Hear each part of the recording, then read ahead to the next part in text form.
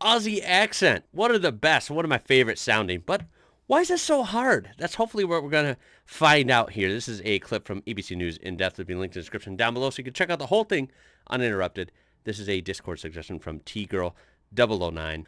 Quick fun fact. When I was in high school, I had a phase where I was fascinated by other accents. And I told myself I wanted to learn one. So I chose the Australian accent of all things that I wanted to learn it. I thought it sounded so cool.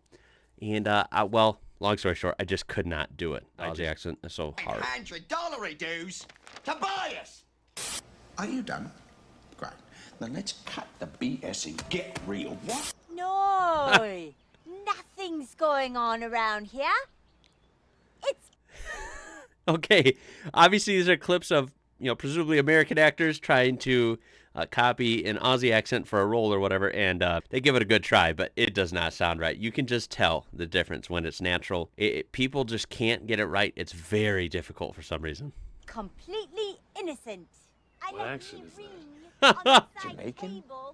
Aussies have a pretty distinct accent, and it's one that Hollywood finds hard to imitate. Yeah. Imitate well, that is.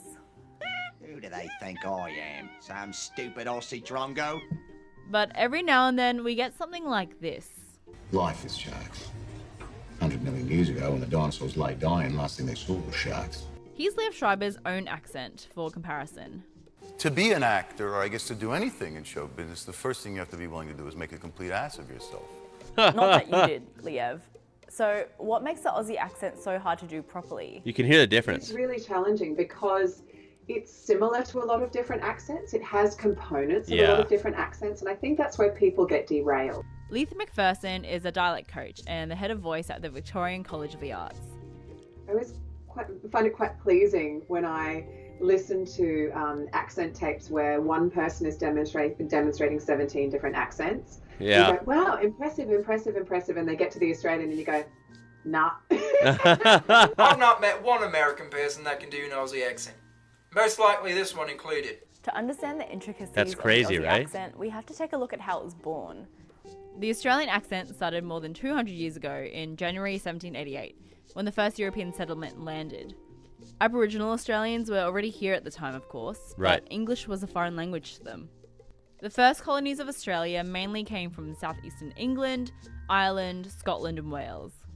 It was the children of these colonists who would have created the Australian accent. Okay, how These did they children do had it? their parents' accents, but also would have been influenced by the other children around them. By the 1830s, these different sounds caused a new and distinct accent to emerge. Wow. Even as late as the mid-1900s, you can still hear that British influence. But over time, those traits decreased as people embraced the Australian identity. Yeah. Over 1 million live in Sydney, and another 1 million in Melbourne. But perhaps the nicest thing of all is this recent innovation by the Commercial Banking Company of Sydney. It's a little card that brings you instant cash. We've been wandering up and down Little Collins Street now for about 5 minutes. And whilst a lot of people noticed I was carrying a gun, what was amazing was very few of them seemed concerned. As far as you're concerned, unless you're scripted, you're useless. Order. Unless you're scripted, you're useless. Sorry, Mr. Keating. Anyway, this constant change has evolved the accent into what we know today as Australian English. So why is it so hard for others to get right? I think it's because of that familiarity. So your brain is always looking for patterns. It's always looking for things that it already knows. Take, for example, Robert Kaczynski. He's a British actor playing an Australian character in Pacific Rim. You two are a goddamn disgrace. You're gonna get us all killed, and here's the thing, Ali. I want to come back from this mission. And it ends up sort of sounding sort of kind of a weird, kind of cockney sort of thing that people do. And you think, that's what your brain is hearing. Your brain is hearing that pattern and then grouping it all together. Oh, Compared to something like this. You don't care about me. You don't even know me. There are therapies we know are effective right now, like forsythia, and they don't even appear on the CDC website. Can you imagine the pain they must be in not knowing where I am? Now, before you get all defensive in the comments, no, there is no one Australian accent. Right. Now, I know there's multiples. I've seen this in other videos. Obviously, you're going to have different accents, even across, Sydney, Melbourne, and then, of course, inland, way in the outback. way in Western Australia, maybe way up in Queensland, wherever. Of course, there's going to be different variations, just like you would see here in the U.S. Across a lot of countries. But yeah, I just don't understand fully why it's so hard. Maybe being familiar with different things is part of it, of course. You know, I would say, well, of course, if I'm an American trying to imitate it, it's going to be hard because my American accent is easy. It's natural. For my brain, it's going to want to say things in my normal accent. So you're already fighting that. So basically what I'm saying is, even considering the familiar aspect, it's still tough. Like, I'm not sure why it's so difficult, but it is. I feel like it's easier for me to imitate a generic British accent. And now it might not sound good, but I feel like in my head it sounds better, a better attempt than attempting an Australian one. I know the Australian one just sounds so bad, like I'm not good at it. And I know it's such a cool sounding accent when it's done right. So There are three I don't general know. groupings It's of weird. the accent: cultivated, broad, and general.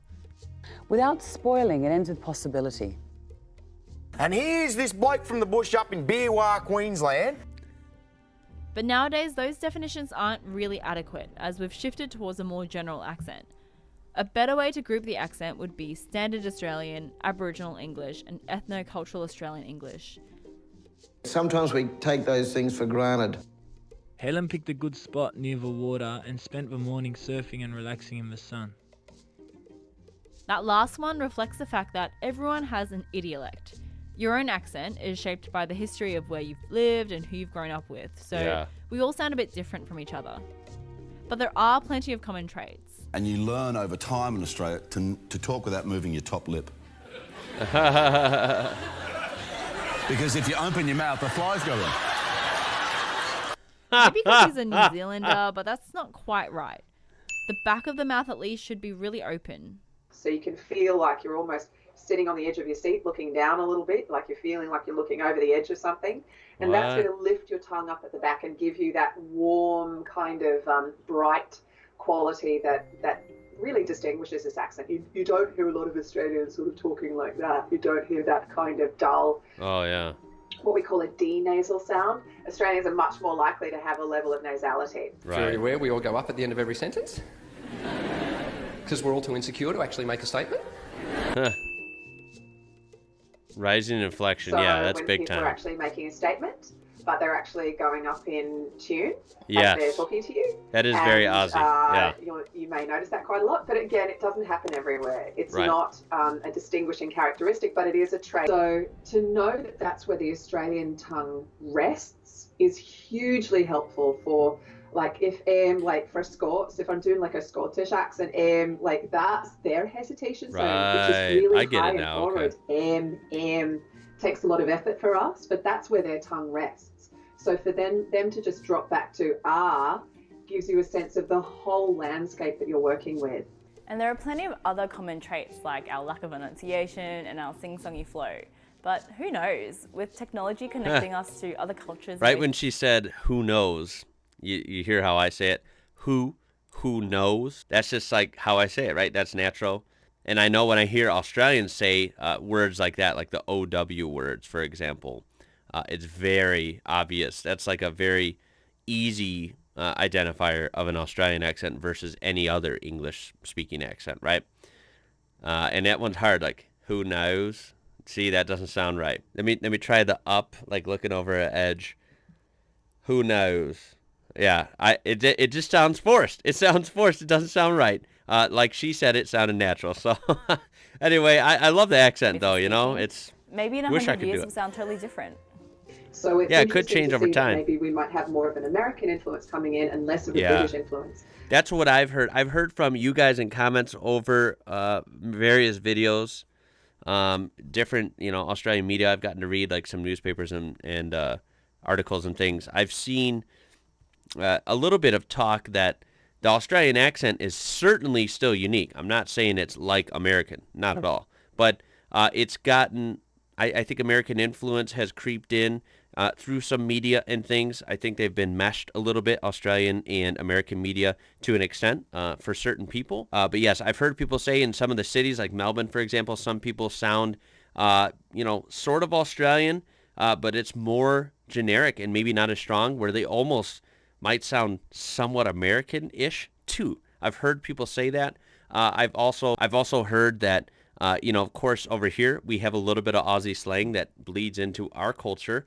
For example, selfie, really big here, and that's Australian. Of course, the whole Ugg boot controversy, very famous here now, but we all know that's Australian as well. And I think that happens there, down under too. I think maybe some American tendencies or American slang maybe has worked its way into Australian day-to-day speaking as well. But yeah, tell me what you guys think of the Aussie accent. Where does it rank for you, wherever you're watching from? I think it's one of the coolest sounding accents. I love it. I applaud you guys for it. And I think this is just interesting. I think it's really cool. I think that's what makes the world go round, is that everyone's unique. Every country is unique. And everyone has their own way of talking. And for you Aussies watching, what's your favorite accent that Aussies do? If you want to weigh in on that, or maybe what's your favorite American accent? Because there's a lot of those too.